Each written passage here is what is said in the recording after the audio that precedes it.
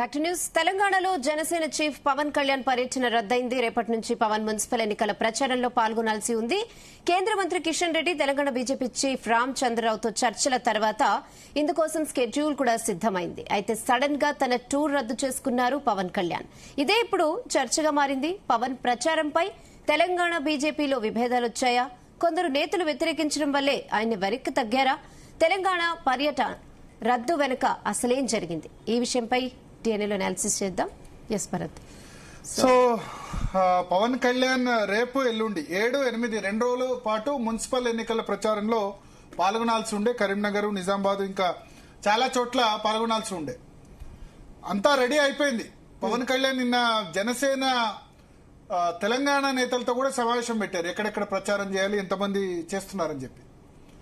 So అసలు ఏం జరిగిందంటే బ్యాక్గ్రౌండ్, ఇటీవల ఒక 4-5 రోజుల క్రితం అమిత్ షాను కలిశారు పవన్ కళ్యాణ్ ఢిల్లీలో. సో పవన్ కళ్యాణ్ ఏం చెప్పారంటే, అమిత్ షా ఇన్స్ట్రక్షన్ ఏం చేశారంటే పవన్ కళ్యాణ్ కి, తెలంగాణలో కూడా మీరు ప్రచారం చేయండి. ఎందుకంటే ఇదివరకు మహారాష్ట్రలో పవన్ కళ్యాణ్ సేవలు యూజ్ చేసుకున్నారు. మహారాష్ట్రలో కూడా చాలా మంచి రిజల్ట్స్ వచ్చాయి. తమిళనాడులో కూడా పవన్ కళ్యాణ్ వాడుకుంటున్నారు. బట్ తెలంగాణలో ఎందుకు వాడుకోవట్లేదు అన్న క్వశ్చన్ ప్రధానంగా వస్తోంది. తెలంగాణ బీజేపీ ఎందుకు పవన్ కళ్యాణ్ వాడట్లేదని అక్కడ బీజేపీ జాతీయ నాయకత్వం ప్రెషర్ చేస్తోంది. సో ఇక్కడ రాష్ట్ర నాయకత్వంకేమో ఇష్టం లేదు. బహుశా ఆంధ్ర తెలంగాణ ఇస్తూ వస్తుందనో మరి ఇంకా వేరే ఇష్యూస్ వస్తాయని చెప్పి. సో అయితే అమిత్ షా మొన్న పవన్ కళ్యాణ్ ను అడిగారు. మొన్న ఒక 1 వీక్ బ్యాకే కలిశారు పవన్ కళ్యాణ్ ఢిల్లీలో అమిత్ షా. అప్పుడు మున్సిపల్ ఎలక్షన్స్ ఉన్నాయి కదా తెలంగాణలో, క్యాంపెయిన్ చేయండి అని చెప్పారు. సో అమిత్ షా ఆదేశాల మేరకు కిషన్ రెడ్డి, రామచంద్రరావు ఇద్దరు స్వయంగా, అంటే రాష్ట్ర పార్టీ నాయకత్వం అడిగితే చేస్తాను, ఇబ్బంది లేదని చెప్పారు. సో కిషన్ రెడ్డి, రామచంద్రరావు ఇద్దరు వెళ్లి పవన్ కళ్యాణ్ ఇంటికి వెళ్లి ఆయన్ని ప్రచారానికి రావాల్సిందిగా ఆహ్వానించారు. సో ఆయన డేట్స్ కూడా ఇచ్చేశారు, ఫిబ్రవరి 7th, 8th. అయితే ఇప్పుడు ఇక్కడ ఏం జరిగిందంటే, తెలంగాణలో చాలా చోట్ల జనసేన కూడా మున్సిపల్ ఎన్నికల్లో పోటీ చేస్తుంది గాజు గ్లాస్ గుర్తు మీద. అలయన్స్ ఏమీ లేదు. జనసేనకి బీజేపీకి ఏపీలో అలయన్స్ ఉంది, కానీ తెలంగాణలో మున్సిపల్ ఎన్నికల అలయన్స్ లేదు. అసెంబ్లీ ఎన్నికల్లో అలయన్స్ పోటీ చేసింది బీజేపీ, జనసేన. 8 సీట్లు జనసేనకి ఇచ్చారు. దానిలో ఎక్కడ కూడా డిపాజిట్ రాలేదు. ఒక కూకట్పల్లి మాత్రమే మంచి ఓట్స్ వచ్చాయి. షేర్లింగంపల్లి బీజేపీ అడిగింది, బట్ షేర్లింగంపల్లి సీటు ఇవ్వలేదు. అక్కడ కొంచెం గట్టి క్యాండిడేట్ మాధవరెడ్డి అనే నేత జనసేన గ్రౌండ్ వర్క్ చేసుకున్నారు, జనసేన తెలంగాణ నేత. బట్ అక్కడ అది లాస్ట్ మూమెంట్లో ఏంటంటే బీజేపీ తీసుకుంది. సో ఆ పవన్ కళ్యాణ్ ఎంతగా షేర్లింగంపల్లి సీటు పట్టుబట్టినా కొండా విశ్వేశ్వరరెడ్డి ఆయన గట్టిగా పట్టుబడి ఆయన అక్కడ రవికుమార్ యాదవ్ కు షేర్లింగంపల్లి ఇప్పించుకున్నారు. కూకట్పల్లి సీట్ ఒకటి, కూకట్పల్లి కాకుండా మిగతా ఇచ్చినవి కూడా జనసేనకు బలం లేనివి. నాగర్ కర్నూలు, తాండూరు ఎక్కడ బలం లేని చోట ఇచ్చారు. వాళ్ళు అడిగింది కూకట్పల్లి, షేర్లింగంపల్లి 2 ఇమ్మంటే పనికిరానివన్నీ కూడా 8 ఇచ్చేశారు. 8లో రిజల్ట్ రాలేదు. కూకట్పల్లి ఒకటి కొంత దాదాపు 1,00,000 ఓట్లకు దగ్గరగా ఓట్లు వచ్చాయి. షేర్లింగంపల్లి ఇవ్వలేదు. షేర్లింగంపల్లి ఇస్తే గెలుపు ఛాన్సెస్ ఉండేవి. జనసేన లీడర్ మాధవరెడ్డి అక్కడ కొంత స్ట్రాంగ్ గా గ్రౌండ్ వర్క్ చేసుకుంటున్నారు కాబట్టి. అయితే ఆ తర్వాత నుంచి ఎడమొహం పెడమొహంగా ఉన్నారు పవన్ కళ్యాణ్, తెలంగాణ బీజేపీ నేతలు. అయితే అమిత్ షా చెప్పడంతో బలవంతంగా రాష్ట్ర బీజేపీ నేతలు వచ్చి ప్రచారానికి పిలిచారు. పిలిచిన తర్వాత ఏం జరిగిందంటే, జనసేన క్యాండిడేట్స్ చాలా చోట్ల, జనసేన క్యాండిడేట్లు ఎవరని చూస్తే జనసేన టికెట్ తీసుకున్న వాళ్ళు గాజు గ్లాస్ గుర్తు, బీజేపీలో టికెట్ దొరకని వాళ్ళు ప్రతి ఒక్కళ్ళు కూడా మున్సిపాలిటీలో జనసేన గుర్తు మీద నిల్చున్నారు. సో అది కరీంనగర్ అయినా నిజామాబాద్ అయినా మెయిన్ గా ఎక్కడెక్కడ బీజేపీ చాలా, కరీంనగర్ కార్పొరేషన్ లో బండి సంజయ్ చాలా గట్టిగా పోటీలో ఉంది. నిజామాబాద్ కార్పొరేషన్ లో already Dharmapuri Arvind last time 60 సీట్లకు 28 సీట్లు తీసుకొచ్చారు. టీఆర్ఎస్ ను 3rd ప్లేస్ కు నెట్టేశారు నిజామాబాద్ లో last time. Majlis BJP number 1, Majlis number 2, TRS 3rd అక్కడ. సో కరీంనగర్, నిజామాబాద్, ఆదిలాబాద్ ఇటువంటి మున్సిపల్ కార్పొరేషన్ లో బీజేపీ గట్టిగా పోటీ పడుతుంది. అక్కడ టికెట్లు రాని వాళ్ళు బీజేపీ వాళ్ళు ఏం చేశారంటే, బీజేపీ నేతలు జనసేన టికెట్ తీసుకుని గాజు గ్లాస్ గుర్తు మీద పోటీ చేస్తున్నారు. అంటే కొంతలో కొంత జనసేన ఎందుకు ప్లస్ అవుతుందంటే, మున్నూరు కాపు సామాజిక వర్గం ఉంది ఈ కరీంనగర్, ఆదిలాబాద్, నిజామాబాద్ లో. పవన్ కళ్యాణ్ కాపు మున్నూరు కాపు బాయి ఒకటే అని అనుకుంటారు, ఒకటే కులం అనుకుంటారు. రెండోది పవన్ కళ్యాణ్ ఫ్యాన్స్ చాలా మంది యూత్ ఉన్నారు కదా. సో గాజు గ్లాస్ గుర్తు కూడా బాగా వెళ్తుంది. సో టికెట్ దొరకని వాళ్ళు, బీజేపీ వాళ్ళు మెజారిటీ గాజు గ్లాస్ గుర్తు తీసుకొని జనసేన తరఫున పోటీ చేస్తున్నారు. పవన్ కళ్యాణ్ ఏమో 7వ తేదీ 8వ తేదీ వస్తా అని చెప్పారు. ఇప్పుడు కరీంనగర్ లో, ఆదిలాబాద్, నిజామాబాద్ లో పవన్ కళ్యాణ్ వెళ్ళి ఏం ప్రచారం చేద్దాం అనుకున్నారంటే జనసేన కోటేయండి, జనసేన లేని దగ్గర బీజేపీ కోటేయండి అని చెప్దాం అనుకున్నారు. ఓకే. సో ఒకటే చోట జనసేన బరిలో ఉంది, బీజేపీ బరిలో ఉంది. జనసేన కోటేయండి అంటే తన క్యాండిడేట్ల కోసం, తన పార్టీ వాళ్ళ కోసం కూడా చేసుకోవాలి కదా ప్రచారం. జనసేన సింబల్ మీద పోటీ చేస్తున్నాడు. అట్లా కాకుండా బీజేపీ వాళ్ళకు ఓటేయండి అని చెప్పలేడు కదా. జనసేన కోటేయండి, తర్వాత బీజేపీ కోటేయండి. జనసేన బీజేపీ అలయన్స్ ఏమో కుదరలేదు. ఎక్కడ మున్సిపాలిటీ ఎన్నికల్లో పొత్తుతో పోటీ చేయలేదు, విడివిడిగా పోటీ చేస్తున్నారు చాలా చోట్ల. సో ఇక్కడ పవన్ కళ్యాణ్ వచ్చి రేపు చెప్దామని అనుకున్నారు, జనసేనకు ఓటేయండి, జనసేన లేని చోట బీజేపీకి ఓటేయండి. మరి జనసేనకు ఫస్ట్ ప్రయారిటీ ఓటేయండి అంటే కరీంనగర్ లో, నిజామాబాద్ లో చాలా చోట్ల జనసేన గుర్తు పోటీ చేస్తున్నారు. అప్పుడు ఎవరు ఓడిపోతారు? బీజేపీ ఓడిపోతారు. సో రాష్ట్ర బీజేపీ నాయకత్వం వచ్చి అట్లా ఇట్లా అవుతుంది, మీ జనసేన వాళ్ళందరినీ విడ్రా కమ్మనండి, పోటీ నుంచి వాళ్ళను బరిలోంచి తప్పించండి, ఓన్లీ బీజేపీ అభ్యర్థులకు ప్రచారం చేయండి అని చెప్పి వాళ్ళు అన్నారు. అది ఎట్లా విత్డ్రాయల్ డేట్ ఏమో 3 ఫిబ్రవరి అయిపోయింది, ఆల్రెడీ ఫిబ్రవరి 3 అయిపోయింది. ప్లస్ జనసేన పార్టీ తెలంగాణలో పెట్టుకొని కనీసం మున్సిపల్ ఎన్నికలు కూడా వాళ్ళ పోటీ చేయకుండా వాళ్ళందరినీ తప్పుకోమంటే తెలంగాణలో ఉన్న పవన్ కళ్యాణ్ ఫ్యాన్స్, జనసైనికుల వాళ్ళ మనోస్థైర్యం దెబ్బతింటది కదా. ఇప్పుడు తెలుగుదేశం పార్టీ ఉంది, వాళ్ళకి కంటెస్ట్ చేయట్లేదు. ఎక్కడ తెలుగుదేశం పార్టీ సింబల్ ఎక్కడ లేదు, సింబల్ ఎవరికి బీఫామ్ కూడా ఇవ్వలేదు మున్సిపాలిటీలో. బట్ బీఫామ్ ఇచ్చి ఆల్రెడీ విత్డ్రాయల్ డేట్ అయిపోయిన తర్వాత కూడా ఇప్పుడు పవన్ కళ్యాణ్ వచ్చి వాళ్ళందరినీ విత్డ్రా కమ్మని అనలేడు. అట్లా అని చెప్పి జనసేనకు కాకుండా ఓన్లీ బీజేపీ లీడర్స్ ఓటేయమని చెప్పలేడు. తన పార్టీ వాళ్ళకి కాకుండా వేరే ఫస్ట్ తన పార్టీకి ఓటేయమని చెప్తాడు, వేరే చోట చేయమని చెప్తాడు. సో ఇక్కడ తెలంగాణ బీజేపీ నేతలు అప్పుడు ఏం చేశారంటే, ఇప్పుడు వస్తే నష్టం వాళ్ళకి, కరీంనగర్, నిజామాబాద్ వస్తే కనుక వచ్చి ప్రచారం చేసి జనసేనకు ఓటేయమంటే అక్కడ ఉన్న బీజేపీ అభ్యర్థి ఓడిపోతాడు. ఫస్ట్ ఒకటే సీట్లో ఇద్దరు పోటీ చేస్తున్నారు.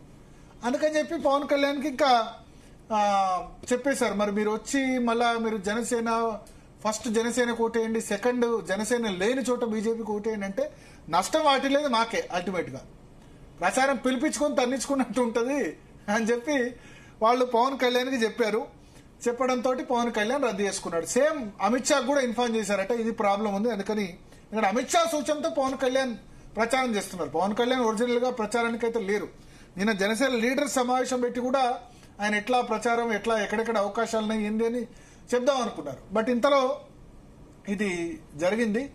దీంతో పవన్ కళ్యాణ్ కూడా ఇప్పుడు ప్రచారానికి రావట్లేదు. మొత్తానికి ఏంటంటే ఒక ల్యాక్ ఆఫ్ ప్లానింగ్ కనబడుతుంది. తెలంగాణ బీజేపీ లీడర్స్ కి నాయకత్వానికి ముందే ప్లానింగ్ ఉండాలి కదా. జనసేనను విత్డ్రా కమ్మని చెప్పండి అని పవన్ కళ్యాణ్ రిక్వెస్ట్ చేసేది ఉండే ముందే. సో వాళ్ళు ఊహించలేదు 30వ తారీఖు తర్వాత 1వ తారీఖు 2వ తారీఖు ఎవరికైతే బీఫామ్ రాలేదో వాళ్ళు జనసేన బీఫామ్ తీసేసుకున్నారు. విత్డ్రా ఫిబ్రవరి 3 లోపు చేయించి రాష్ట్ర నాయకత్వం పవన్ కళ్యాణ్ కు చెప్పి చేయిస్తే వేరే విధంగా ఉండదు. ఆ విధంగా జరగలేదు. దాంతో పవన్ కళ్యాణ్ ఇప్పుడు ప్రచారానికి చివరి నిమిషంలో రద్దు చేసుకోవాల్సి వచ్చింది. సో జనసేన బీజేపీ ఇద్దరు క్యాండిడేట్లకు ప్రచారం చేద్దాం అనుకున్నారు. ఓన్లీ బీజేపీ క్యాండిడేట్స్ ప్రచారం చేయండి, మీ వాళ్ళందరినీ విత్డ్రా కమ్మనంటే ఇంకా 2 రోజులు ఎలక్షన్ ఉంది, ఆల్రెడీ ఖర్చు పెట్టుకున్నారు డబ్బులు. 9వ తేదీ క్యాంపెయిన్ లాస్ట్ డేట్ కదా, 11వ తేదీ ఉంది. సో అందుకని పవన్ కళ్యాణ్ ఇంకా ప్రచారం రద్దయింది. సేమ్ జాతీయ నాయకత్వం కూడా కమ్యూనికేట్ జరిగింది. సో ఒకటి ఈ 2 పార్టీలు కూడా ఇప్పుడు నేర్చుకోవాల్సిన గుణపాఠం ఏంటంటే, జీహెచ్ఎంసీ ఎన్నికలు ఉన్నాయి, ఇంకా 3 నెలల 4 నెలల 6 నెలల కార్పొరేట్ ఎలక్షన్స్ ఉన్నాయి. అక్కడైనా పొత్తుతో ఎంతో కొంత స్థానాలు వదిలేసి, ఎందుకంటే కాపు కమ్యూనిటీ, ఏపీ కాపు కమ్యూనిటీ చాలా పెద్ద ఎత్తున ఉంది. అలయన్స్ పెట్టుకుని వెళ్తే గనక ఎన్డీఏ అలయన్స్ అనుకున్నప్పుడు తెలుగుదేశము, బీజేపీ, జనసేన కలిసి వెళ్తాయని అంటున్నారు జీహెచ్ఎంసీకి. మరి ఎంతవరకు వాస్తవం మనకు తెలియదు. మొన్న చంద్రబాబు నాయుడు అయితే ఇక్కడ ఎన్డీఏ కూటమి అక్కడే ఉంది, ఇక్కడైతే సందర్భంలో ప్రచారం లేదు. బట్ కార్పొరేషన్ ఎన్నికల్లో మాత్రం అలయన్స్ పక్కా ఉండే అవకాశం ఉంది. Significant number of Seemandhra voters ఇక్కడ ఉన్నారు. ఆంధ్రప్రదేశ్ రాష్ట్ర ఓటర్స్ హైదరాబాద్ లో ఉన్నారు కాబట్టి ఈ 3 అలయన్స్ గా వెళ్తాయని చెప్తున్నారు. ఏం జరుగుతుందన్నది చూద్దాం. Okay Bharat, thanks for the analysis. So అయితే ఇక్కడ మన అల్టిమేట్ గా ఏంటంటే, ఈ జిహెచ్ఎంసీ ఎన్నికల వరకు అయితే డిస్కషన్ ఇది జరుగుతుందా, ఒక సమన్వయంతో వెళ్తారా లేదా అన్నది, సమన్వయంతో వెళ్తారా లేదా లేకపోతే ఇంకేమన్నా ఈ విషయంలో మళ్ళీ ల్యాక్ ఆఫ్ కోఆర్డినేషన్ ఉంటుందా అన్నదైతే ఖచ్చితంగా మనం చూడాల్సి ఉంది. అయితే ఒకటైతే ఖాయం, చాలా disappointed Janasena cadre, disappointed BJP cadre కూడా డిసప్పాయింటెడ్. అన్ని చోట్ల జనసేన లేరు. తెలంగాణలో పవన్ ఎలా ప్రచారం చేస్తారని కొంతమంది మంత్రులు కూడా కామెంట్ చేశారు. ఎస్, అంటే చేయకూడదా, లేకపోతే ఎలా చూడాలి ఈ కామెంట్స్ ని? అంటే ఎట్లా ఉందంటే తెలంగాణ రాష్ట్రం వచ్చి 11 సంవత్సరాల తర్వాత కూడా పవన్ ఆంధ్రప్రదేశ్, పవన్ కళ్యాణ్ ప్రచారం చేయకూడదు, లేకపోతే ఇంకా మార్వాడి గో బ్యాక్, ఇవన్నీ ఉంటే తెలంగాణకు లాభం జరుగుద్దా 12 సంవత్సరాల తర్వాత కూడా? ఎవరికి అనుకూలంగా వాళ్ళు బీఆర్ఎస్ అంతే, అంటే చంద్రబాబు, రేవంత్ రెడ్డి చంద్రబాబు చెప్పినట్టు చేస్తాడు. ఇవన్నీ వాళ్ళు తుమ్మల నాగేశ్వరరావును, తలసాని శ్రీనివాస్ యాదవ్ను వీళ్ళందరినీ మంత్రివర్గంలో చేర్చుకుని సమైక్యవాదులందరూ చేసుకుని ఉద్యమ తెలంగాణ కాకుండా బంగారు తెలంగాణ బ్యాచ్ ని ఎంకరేజ్ చేసిన తర్వాత బీఆర్ఎస్ కు ఇంకా తెలంగాణ వాదము, తెలంగాణ వాళ్లే ప్రచారం చేయాలని చెప్పి హక్కు ఉంటుందా? కాంగ్రెస్ పార్టీ మహేష్ కుమార్ గౌడ్ ఉంటారు ఎట్లా ప్రచారానికి వస్తారని చెప్పి. ఏం మీ పార్టీలో ఇప్పుడు మీ దగ్గర ఉన్న మంత్రివర్గంలో అందరూ ఉద్యమ నేతలా? తుమ్మల నాగేశ్వరరావు తెలంగాణ అన్నాడా, జై తెలంగాణ అన్నాడా? మంత్రివర్గంలో చేర్చుకోలేదా? రేవంత్ రెడ్డి తెలంగాణ ఉద్యమంలో ఏం చేశారు మనకు తెలియదా? అంతే కదా. చంద్రబాబు నాయుడు సపోర్ట్ గా ఆయన తుపాకీ పెట్టుకొని తిరిగాడు, అంతే కదా. ఎవరైనా అడ్డొస్తే కాల్ చేస్తా అని చెప్పి తుపాకీ పెట్టుకొని తిరిగాడు. రైఫిల్ రెడ్డి అని చెప్పి వాళ్ళు అందుకనే బీఆర్ఎస్ వాళ్ళు కామెంట్ చేస్తారు. వీర సమైక్యవాదేం కాదు కదా సార్, వీర తెలంగాణవాదేం కాదు కదా రేవంత్ రెడ్డి. సో పవన్ కళ్యాణ్ వచ్చి ప్రచారం చేస్తే ఏదో ఏమంటారు, ఇక్కడ ఏదో కొంపలు మునుగుతాయి అన్న విధంగా వీళ్ళు కామెంట్ చేయడం, ఇంకా తెలంగాణ వాదం ఏదో ఉంది, తెలంగాణ వాదం ఆధారంగా ఓట్లు పడితే అని రాజకీయ పార్టీలు అనుకుంటే కరెక్ట్ కాదు. ఎవరికైనా ఎక్కడ ప్రచారం చేసుకుని ఇప్పుడు కాకపోయినా నెక్స్ట్ అయితే డెఫినెట్ గా ఆయన వీళ్ళు మళ్ళీ జిహెచ్ఎంసీ ఎన్నికలప్పుడు మాట్లాడరు. ఈ నేతలు భయపడతారు, ఎందుకంటే ఆంధ్ర ప్రాంత ఓట్లు, ఆంధ్రప్రదేశ్ ఓట్లు ఉన్నాయి 20% రూరల్ లో జరిగినప్పుడు మాత్రం తెలంగాణ వాదం తీసుకొస్తారు.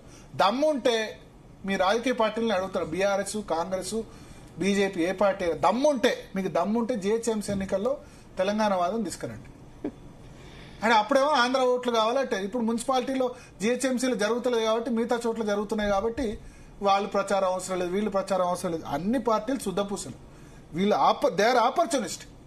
అంతా వీర తెలంగాణ వాదులు ఉన్నట్టు ఎవరు వీర తెలంగాణ వాదులు లేరు. అందరికీ ఓటు కావాలి. హైదరాబాద్ వచ్చినప్పుడు ఆంధ్రప్రదేశ్ ఓట్లు కావాలి కాబట్టి అప్పుడు మేమే సెటిలర్స్ కు రక్షణ కల్పిస్తాం, అది ఇది అని మాట్లాడతారు. కాలికి ముళ్ళు గుచ్చుకుంటే మేము పంటితో తీస్తాం, ఇవన్నీ డైలాగులు అప్పుడు చెప్తారు. ఇప్పుడు లేదు కాబట్టి, రూరల్ తెలంగాణలో జరుగుతుంది కాబట్టి పవన్ వస్తే అడ్డుకుంటాం, ఇది చేస్తామని స్టేట్మెంట్లు ఇస్తారు. ఏదో ఒకదానికి కట్టుబడి ఉండండి, అంటే ప్రజల్ని పిచ్చోళ్ళు చేయకండి. ఓకే, సో ఫైనల్లీ ఇంకైతే ప్రచారంకి ఇంకా రాకపోవచ్చు అంటారు, అంతే కదా? ప్రచారం రద్దయిపోయింది. ఇంకా అఫీషియల్ గా కూడా పవన్ కళ్యాణ్ ప్రచారం రద్దయినట్టు ఆల్రెడీ స్టేట్మెంట్ వచ్చేసింది. సేమ్ అమిత్ షా కూడా కమ్యూనికేట్ చేశారు, ఈ కారణంతో ఇంకా చేయలేకపోతున్నాం, ఇబ్బంది వస్తుంది, రెండు పార్టీలకు ఇబ్బంది.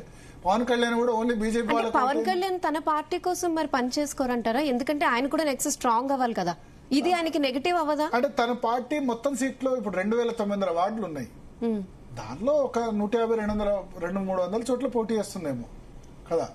ఇప్పుడు ఒక కరీంనగర్ లో వెళ్లి ఓన్లీ నేనున్న చోట, ఇప్పుడు ఆయన అదే చెప్దాం అనుకున్నారు, నేను మా పార్టీ ఉన్న చోట జనసేనకి వేయండి, బీజేపీకి, కానీ ఆ పార్టీలో జనసేనకి వేస్తే ఆ ఓట్లు బీజేపీకి పోతాయి కదా. ఇద్దరు సేమ్ దానిలో పోటీ చేస్తున్నారు కదా, పొత్తేం కుదరలేదు కదా. కుదరినప్పుడు బీజేపీ అభ్యర్థులకు నష్టం జరుగుతుంది కాబట్టి బీజేపీ వాళ్ళు వద్దని చెప్పారు. ముందుగా కోఆర్డినేషన్ జరిగి ఉంటే, ముందుగా చర్చలు జరిపి జనసేన ఈ నుంచి ఇష్యూ రాకుండా చేసుకుని ఉంటే బాగుండేది. బట్ మరి తెలంగాణ బీజేపీ నేతలు ఆ దిశగా ఎందుకు ఆలోచించలేదో మనకు తెలియదు. సో చిన్న బ్రేక్ తీసుకుందాం. బ్రేక్ తర్వాత తెలంగాణ జాతిపిత ఎవరు అన్న అంశం మీద చాలా విస్తృతమైన చర్చ జరుగుతోంది.